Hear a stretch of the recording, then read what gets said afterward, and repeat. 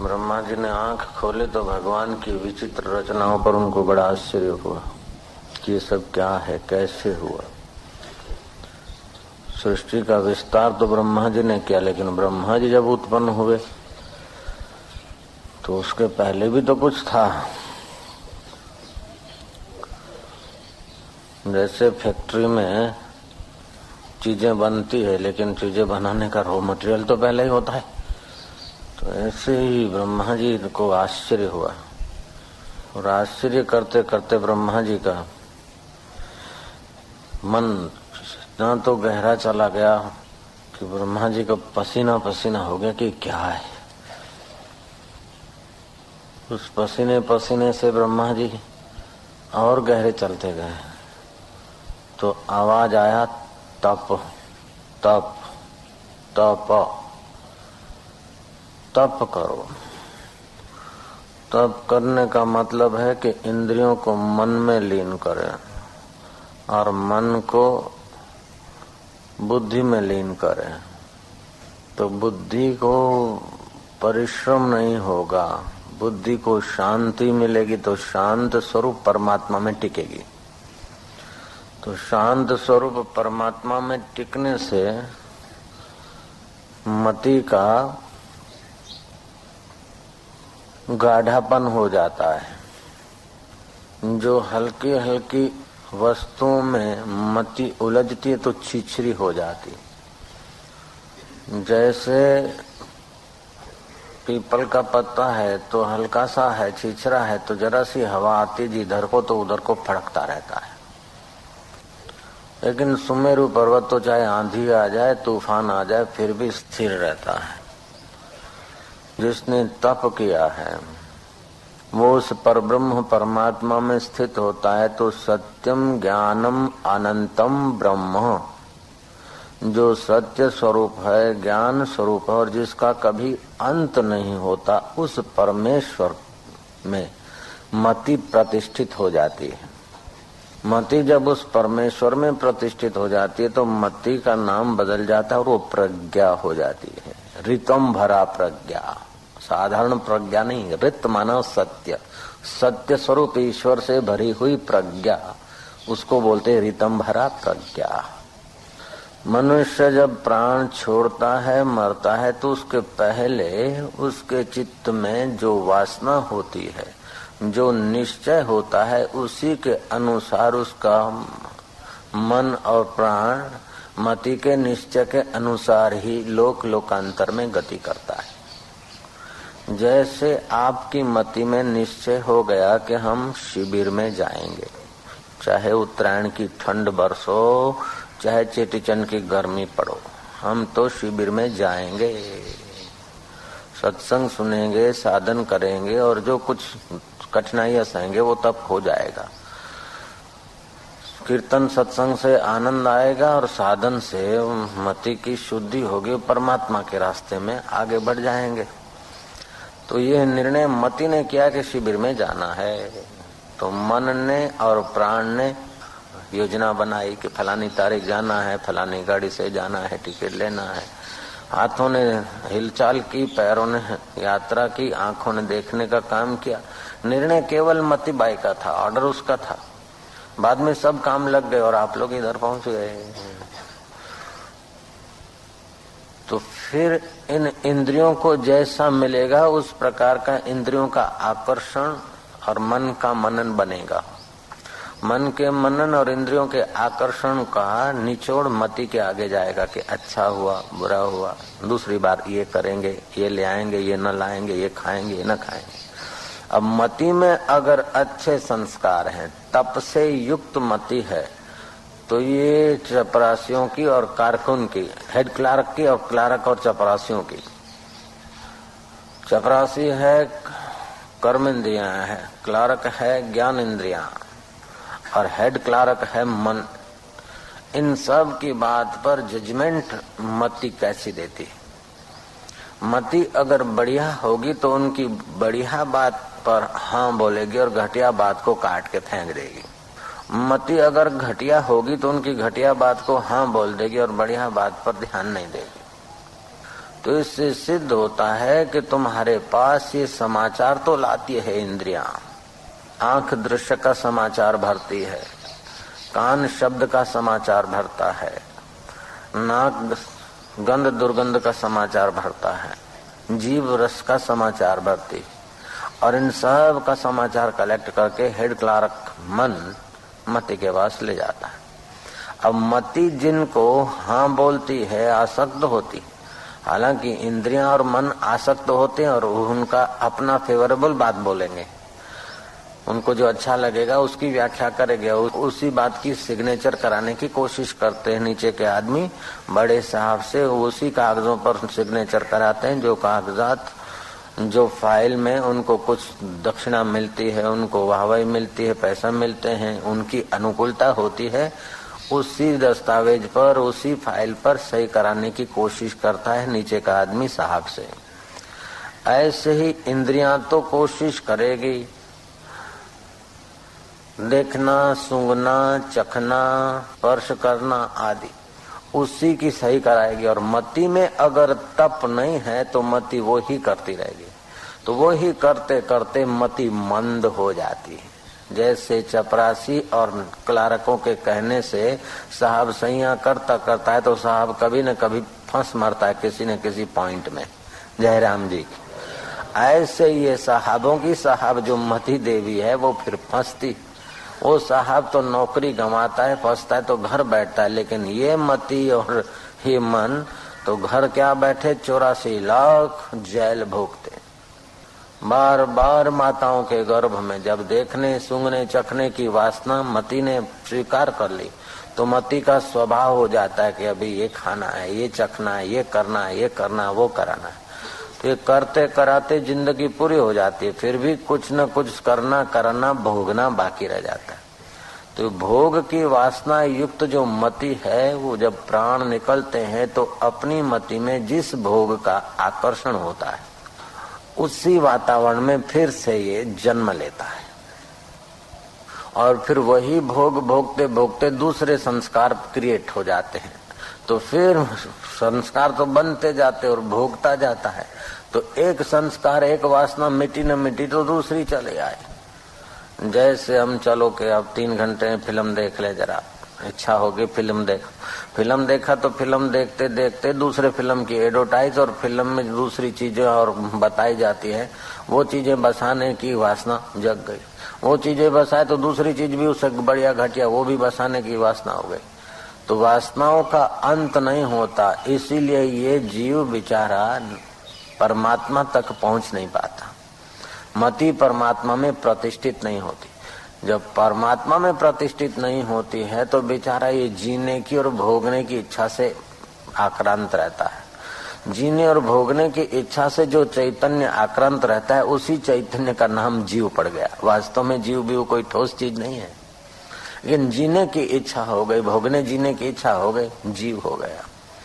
अब उसने अच्छे कर्म किए, सात्विक किए, भोगा तो सही, लेकिन जरा ईमानदारी से, भक्ति से, त्याग से, सेवा भाव से थोड़ा बहुत अच्छे संस्कार पड़ गए तो इस लोक के भोग भोगे और परलोक में सुखी रहूं, इसलिए इसने दान पुण्य सेवा आदि किया। तो इसके मति में अच्छे सुख भोगने की इच्छा आएगी। तो मरेगा तो सत्वगुण की प्रधानता रहेगी तो स्वर्ग में जाएगा। अगर इसकी हस्ताक्षर हल्की वस्तुओं को भोगने के हुए तो फिर समझो बहुत उसको नीचे के इंद्रियों का सुख भोगने की इच्छा हुई, काम बेकार भोगने की इच्छा हुई, तो मरने के बाद उसको स्वर्ग में जाने की जरूरत नहीं, मनुष्य होने की जरूरत नहीं। उसकी शेषना इंद्रिय को अधिक से अधिक छूट छाट मिल जाए भोग भोगने की, उसको ऐसा ही शरीर प्रकृति दे देगी। जैसे सुकर कुकर है उस शरीर में ढकेल देगी। बिल्कुल कोई एकादशी व्रत नियम, बच्चों को पढ़ाना लिखाना शादी कराना नो प्रॉब्लम, वो शेषना इंद्रिय के भोग में अपने को खपा तोड़ो।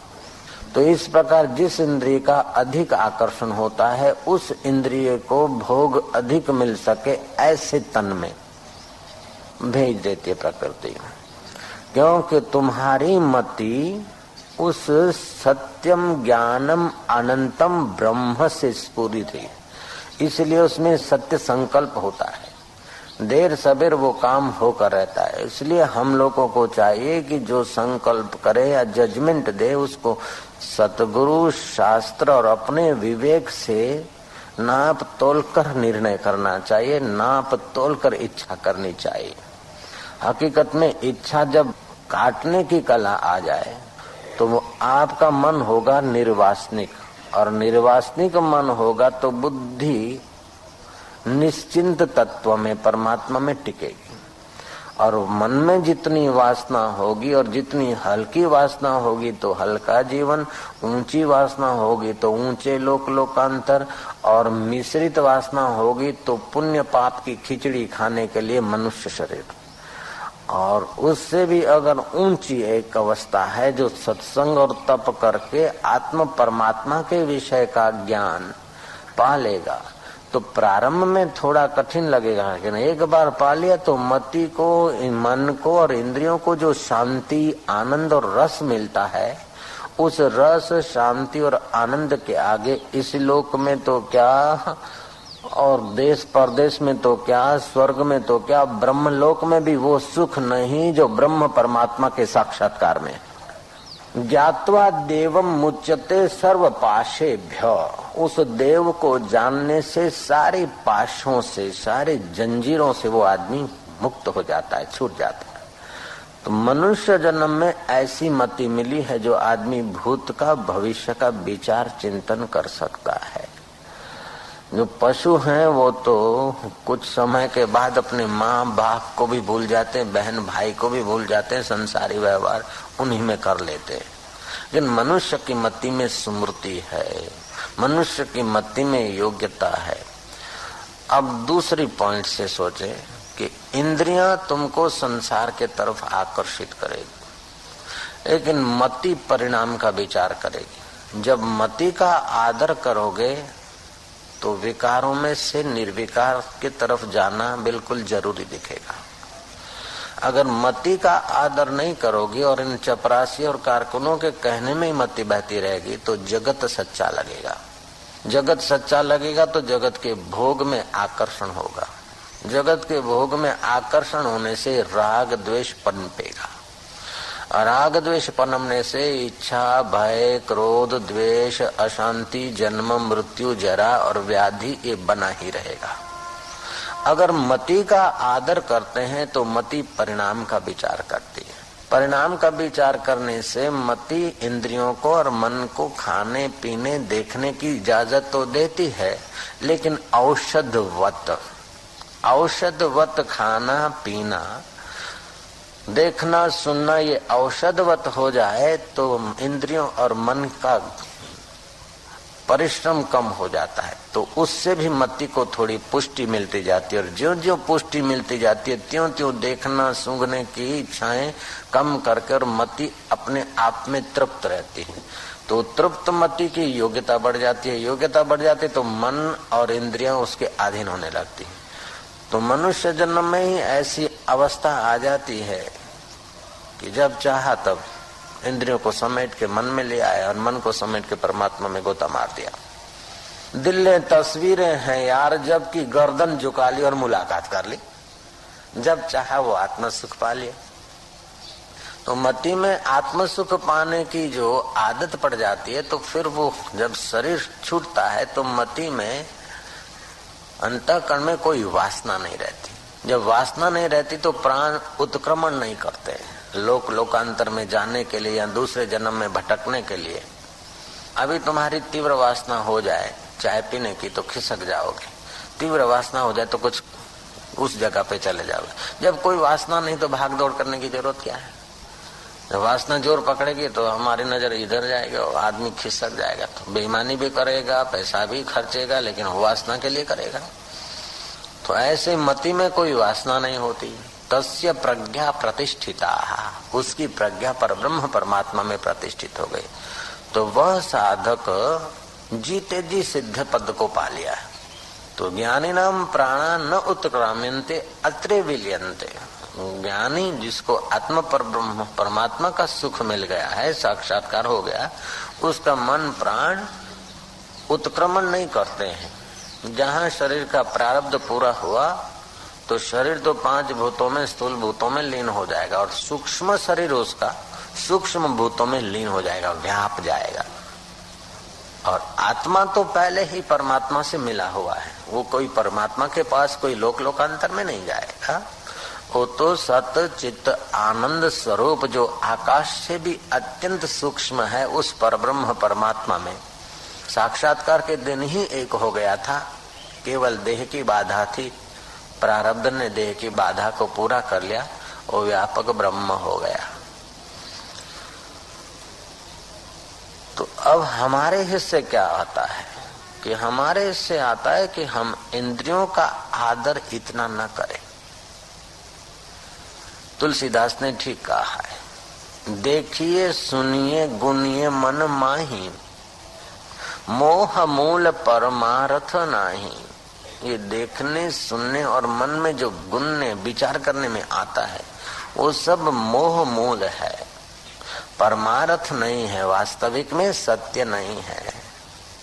जैसे पतंगिया को दिया में सत्य सुख दिखता है और जल मरता है, मछली को कुंडी में सत्य स्वाद दिखता है और फंस मरती है, हाथी को हथीनी में सत्य सुख दिखता है और खड्डे में जा गिरता है, भमरे को कमल में सत्य सुख दिखता है और टिका रहता है। हालांकि उसमें ताकत है कमल से बाहर निकलने की, वो लकड़े को छेद कर सकता है, लेकिन कमल से बाहर नहीं निकलता है। सांझ पड़ी चलो जवाय शू वांधो छे जवाय जाएंगे, ऐसे करते हो कमल तो बंद हो जाता है, उससे भी निकल सकता है, लेकिन फिर आकर्षण इंद्री का रस का जीवा का पड़ा रहता है। सुबह जंगली जानवर या हाथी आदि आके कमल को तोड़ते खा जाते या पैरों तले कुचल देते, वो प्राण त्याग कर देता, मर जाता बेचारा।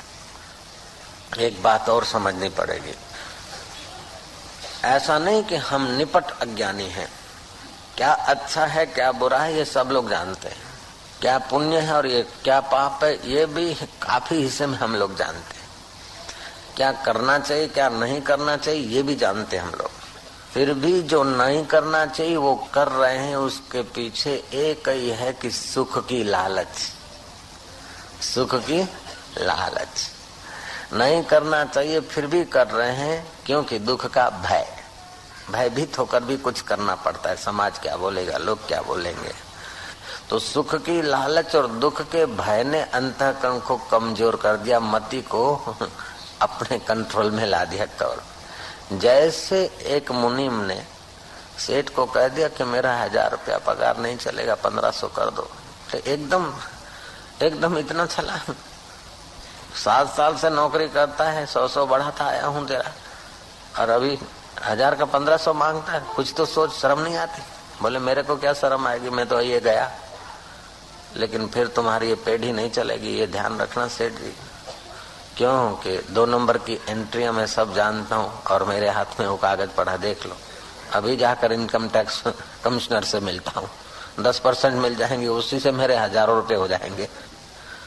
सेठ ने कहा देख भाई बैठ इधर, ये मिठाई खा ले, ए नौकर जरा चाय ले आओ, दूध ले आओ। वो मुनीम की खुशामद करके 1500 नहीं 1600 पगार दूंगा, रहो।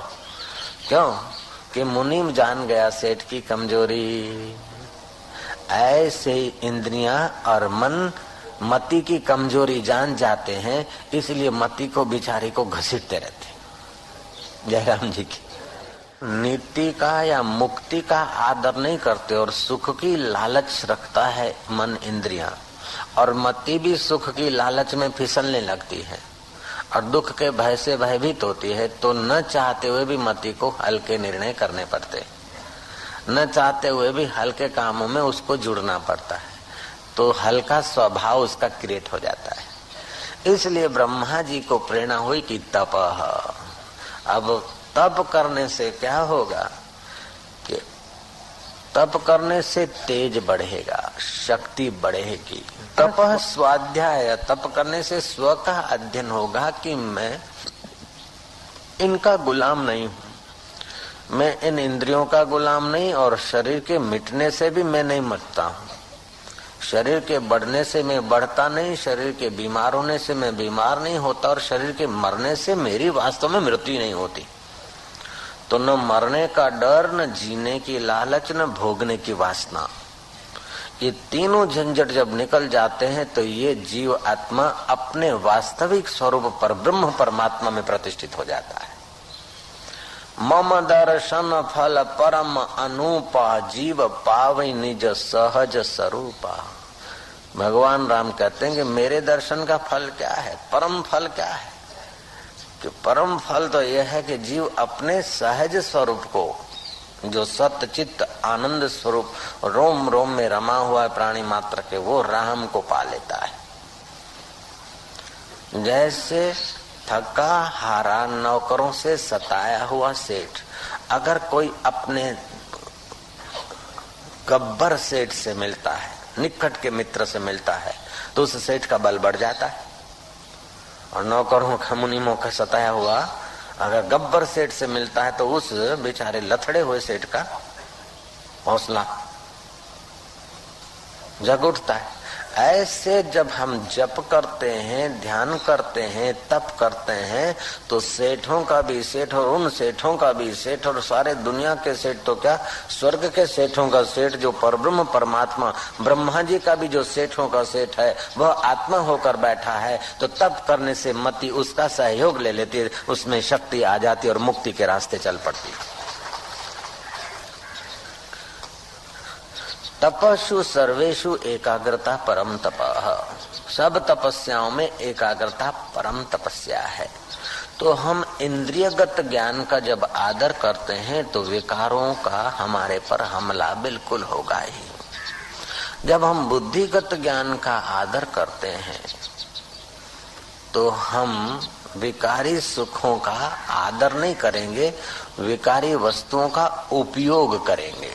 जैसे अब कहीं जाना है तो आंख का उपयोग करा, जरूरी है वो तो देख लिया।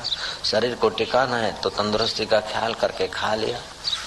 सुनना है तो जो सार है वो बात सुन ली, बाकी को ध्यान नहीं दिया तो हमारी शक्ति बच जाती है।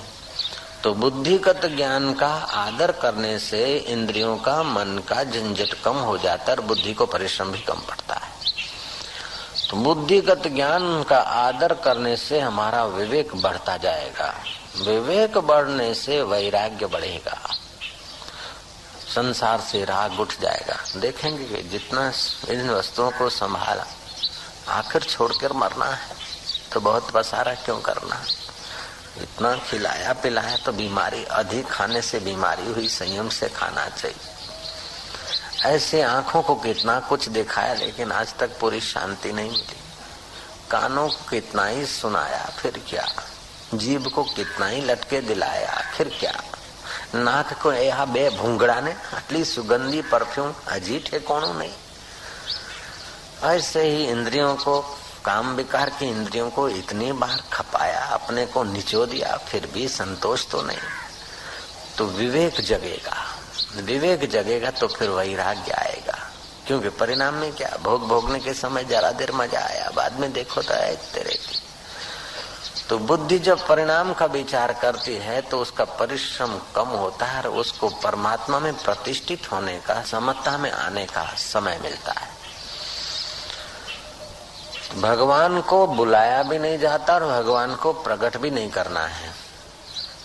भगवान हाजरा हजूर है, आद सत्य जुगात सत्य है भी सत्य, नानक हो से भी सत्य। लेकिन उस भगवान के सुख स्वरूप के आगे, भगवान के आगे ये जो पड़ते हैं, जैसे बारिशों में सूरज नहीं दिखता है बादलों के कारण, तो हकीकत में सूरज को प्रकट भी नहीं करना है, बुलाना भी नहीं है, केवल हवाएं लगे, बादल बिखरे, सूरज तो थे हैं और शाम तक रहेंगे।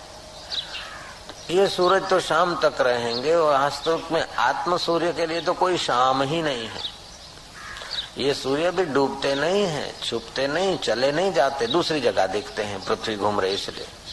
तो हम लोग मानते कि सूर्य चले गए।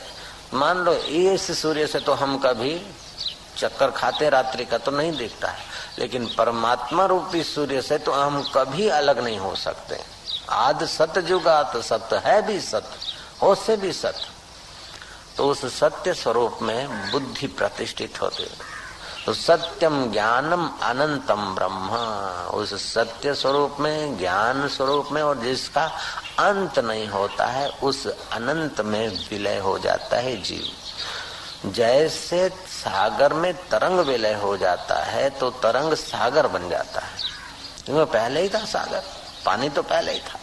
ऐसे जीव ब्रह्म तो पहले ही था, लेकिन इस बेचारे को इंद्रियों का आकर्षण ने, जगत की सत्यता ने, बेवकूफी ने कई जन्मों तक भटकाया। अगले जन्म में भी किसी माता के गर्भ में गए होंगे, लेकिन पिता के शरीर से पटके गए। माता का गर्भ सीधा ही मिल जाता, ऐसी बात नहीं। कई बार माता के गर्भ में बेचारे ड्रॉप के रूप में जाके गिरते हैं, फिर वो बाथरूम के द्वारा बह जाता है गटरों में। क्या दुर्दशा होती। जितने लोग यहाँ पृथ्वी पर घूमते हैं हम लोग, उतने से अधिक तो गटरों में भी मनुष्य बहते होंगे। इस बात को तो कोई तार्किक नास्तिक आदमी भी अस्वीकार नहीं कर सकता है, मानना ही पड़ेगा। मेरे 2 बेटे हैं, कैसे कि मेरे शरीर से पैदा हुए, तो मेरे शरीर से पसार हुए, पैदा क्या हुए, पसार हुए। हमने कुछ अन्न जल आदि खाया, फल फूल, उसमें जो जीव स्थित थे वो ही पत्नी के द्वारा बेटे होके पैदा हुए। तो पत्नी में नहीं टिके नारी में, तो रजवीर्य होकर बह गए, तो बह के कहाँ जाएंगे, गटर में। तो ऐसी न जाने कितनी दुखद अवस्थाएं, दुखद दिन हम लोग देख चुके हैं। ये मति को अगर समझ में आ जाए तो मति में संसार का आकर्षण कम हो जाएगा, राग नहीं रहेगा। राग नहीं रहेगा तो द्वेष भी नहीं रहेगा। जब वस्तु में राग रहता है, उसमें कोई विघ्न डालता है तो उससे द्वेष होता है। बड़ा आदमी विघ्न डालता है तो भय होता है, छोटा आदमी डालता है तो क्रोध होता है, बराबरी का आदमी प्रॉब्लम करता है तो द्वेष होता है। जब वासना ही नहीं तो भय कहाँ, वासना ही नहीं तो उद्वेग कहाँ, वासना ही नहीं तो द्वेष कहाँ। तो भय, उद्वेग, द्वेष, राग, ये सब उसका शिथिल हो जाता है। जब राग, द्वेष, भय, चिंता ये शिथिल हो जाएगा, वस्तु मिलेगी कि नहीं मिलेगी, काम होगा कि नहीं होगा, आखिर मेरा क्या होगा, ये चिंता है। अब मेरा क्या होगा, हो के मन इंद्रियों का होना है, शरीर का होना है, और इसका कितना भी हुआ अंत में तो छूटना ही है। रोटी तो भगवान को देनी है और साथ में कुछ ले जाना नहीं, फिर चिंता किस बात की। रोटी तो ईश्वर को देनी है और साथ में कुछ ले जाना नहीं। जो है, जो बना है और जो भी बनाएंगे वो मृत्यु के एक झटके में छोड़ना है। ये अगर मति दृढ़ निश्चय कर ले तो आदमी की चिंता टिक नहीं सकती। और निश्चिंत होने से मति में टिकेगा तो चिंता जिस बात की करता है, होगा कि नहीं होगा, वो तो काम अपने आप हो जाएगा। जितना आदमी निश्चिंत होता है उतना परमात्मा में टिकती है मति, और जितना परमात्मा में टिकती है उतनी प्रकृति और लोग अनुकूल होने लगते हैं। तो यही कारण है कि जो दुरात्मा है उसकी इच्छाएं पूरी जल्दी से होती नहीं, थोड़ी बहुत होती, तभी भी वो दुखी का दुखी रहता। और जो धर्मात्मा है, पवित्र आत्मा है, उसकी इच्छाएं ज्यादा होती नहीं, और जो होती है उसकी तो पूरी हो जाती है। उसके नाम की जो मनोती मानते हैं उनकी भी इच्छा कुदरत पूरी कर देती, क्योंकि वो परब्रह्म परमात्मा में टिका है, ब्रह्मवेता है, आत्मज्ञानी संत है। हम संतों के नाम की मनोती मनाते हैं। तो जैसे हम हैं ऐसे वो तो दिखते हैं, लेकिन हम हैं इंद्रियों के आकर्षण में, हम हैं मन के कहने में, और वो है मन और इंद्रियों को अंतर्मुख करके, तप करके अपने प्रसाद की तरफ ले जाने वाले। तो ब्रह्मा जी को हुआ के तप, 2 शब्द तप करो। तो कम से कम 6 घंटा नींद किए, 8 घंटा नौकरी किए, 6 और 8 14 घंटे, फिर भी 10 घंटे फालतू है। उन 10 घंटों में सत्कर्म आदि करें, जप ध्यान करें, 1-8 घंटा कम से कम ध्यान करें, तप करें। तो जैसे दूध को उबालते हैं ना तो दूध गाढ़ा हो जाता है, रबड़ी बन जाता है, ऐसे ही मति गाढ़ी हो जाएगी, मजबूत हो जाएगी, शक्तिशाली हो जाएगी। तो शक्तिशाली मति उन आत्म सूर्य के बादलों को हटा देगी। आत्म सूर्य, आत्म परमात्मा के ऊपर जो बादल पड़े हैं वो हटा देगी। वो बादल हटते ही डिठो मुख शैन साजो हियरे थ्युम करार, लथा रोग शरीर जा मुझे सतगुर जे दीदार।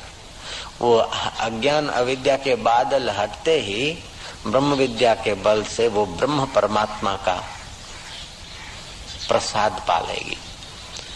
और प्रसाद से सारे दुख दूर हो जाएंगे। जन्म मृत्यु जरा व्याधि माताओं के गर्भों में जाना आना तो दूर हो जाएगा, लेकिन इस जन्म के भी कर्म सब जल के भस्म हो जाएंगे, क्योंकि ज्ञान प्राप्त हो गया। ज्ञान अग्नि